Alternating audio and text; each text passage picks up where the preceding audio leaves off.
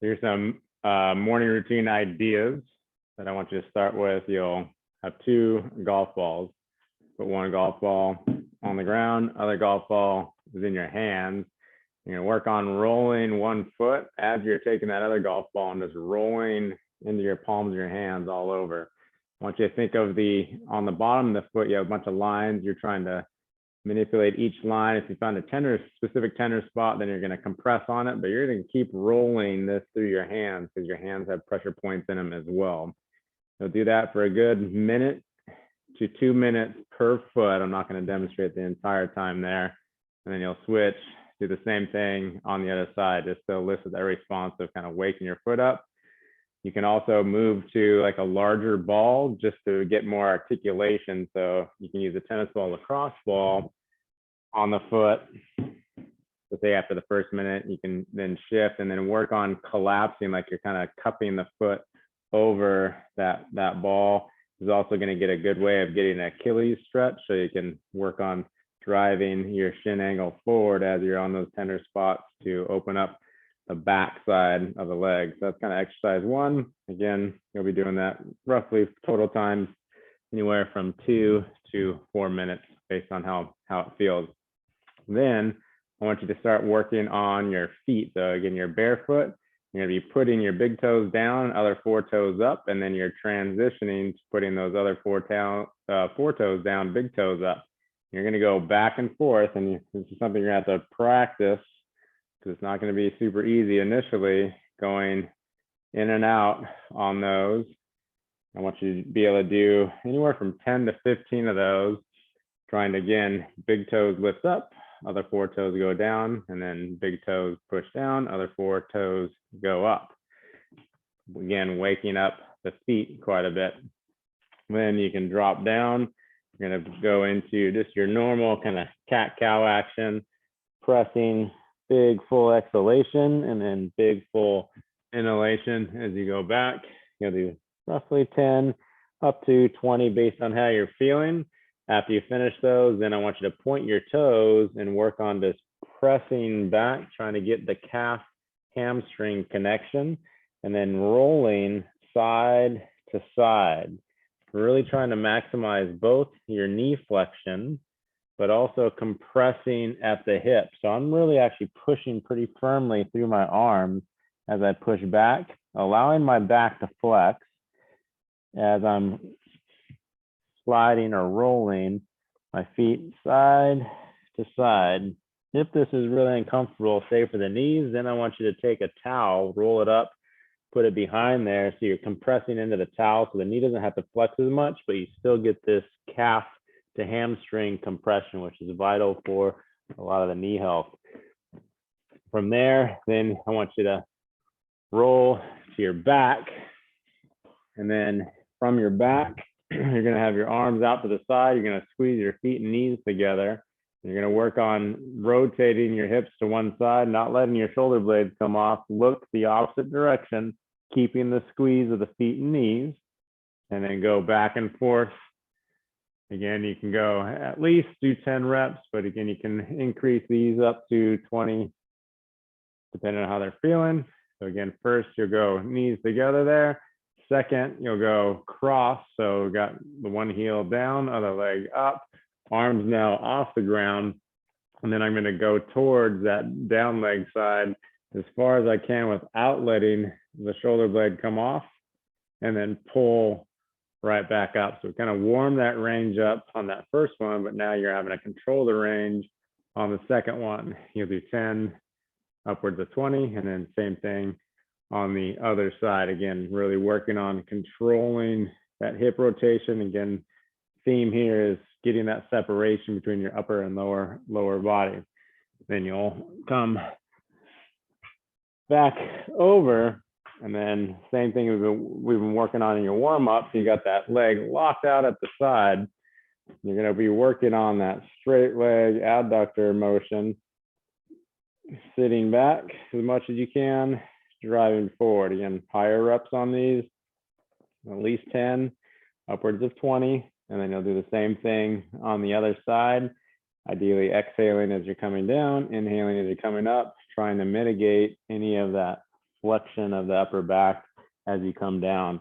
So think of, again, that they like a golf club right down the length of your spine, back of the head, shoulder blades, and butt all in contact with that as you hinge continuously there. And then drop into your 4-point position, protract, push away, and then really work on now your active hip range where you lift up, open out to the side, cycle forward. Again, my arms are staying straight, and then open back out, rotate back and down. That's 1 rep. You'll do 5 to 10 on that one side, 5 to 10 on the other. You're going to feel your midsection waking up quite a bit with that. And then you're going to back it up with your 90-90 position here. And you're going to work on your rotation, reach, and then rotate into this seated position. Now I'm getting a shoulder stretch on this side as I push forward, but also opening up through my hips. And then again, I flop over, I rotate, reach as much as I can, like someone's pulling my hand, come back, plant the feet, and then push my chest forward, getting this, in my case, that right shoulder stretch, also a little bit of wrist stretch. Rotate, reach, open up, boom. And again, 5 to 10 on that. And you'll do the same thing other side, different view. Rotate, reach, open up, push through. The closer you bring this hand to your hip, the more of a stretch you'll get both at the hip and the shoulder. And again, you got to be able to still provoke that forward push as you're in that up position. Again, 5 to 10 on the other side as well. Then this is where, and I'll send you a link, but ideally you would have some super bands. I'll show you how to do it without the super band too, but you put the super band underneath the bottom of the foot, choke up on it for that posterior chain motion, flexing the knee joint, trying to compress that thigh in towards your chest as you then lock out overhead, flexing right back down. Continue that same action. Again, high reps, 10 to 20 going straight up, and then you would pull it across your body and do 10 to 20 going across again. Shoulder blades are staying in contact with the ground. My hip is coming off. And then I would go open the other side again, switching hands with that as well. Without the band, you put the hands behind the knee joint, still working on locking out. The band just gives you a better feedback loop. Again, you do here, same amount of reps there. And then you would crab, pull, do the same thing, boom, from there, opposite hand pulling it over, and then grab the other way, pull laterally out the side, get your reps that way. So that's what you can do, minus the band. Bands are awesome though for traveling and working through that.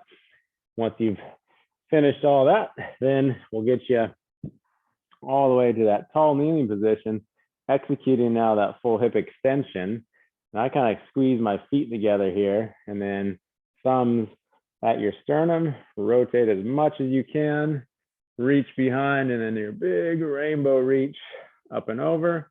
Same thing, other side, big rainbow reach up and over, alternating back and forth. I would do at least 5, but again, working on that 10 upwards per side there.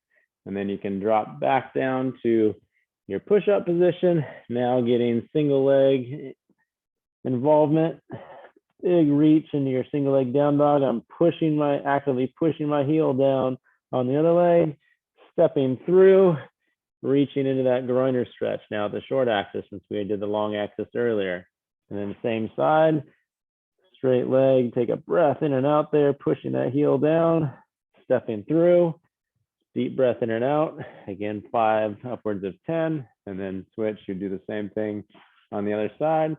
Then we would get you on your feet, and you would start going into more of your motion work. So you got feet right about shoulder width. You're going to work on some of your hip hinging, pushing the hips back as you're reaching across, and then reach upward and across.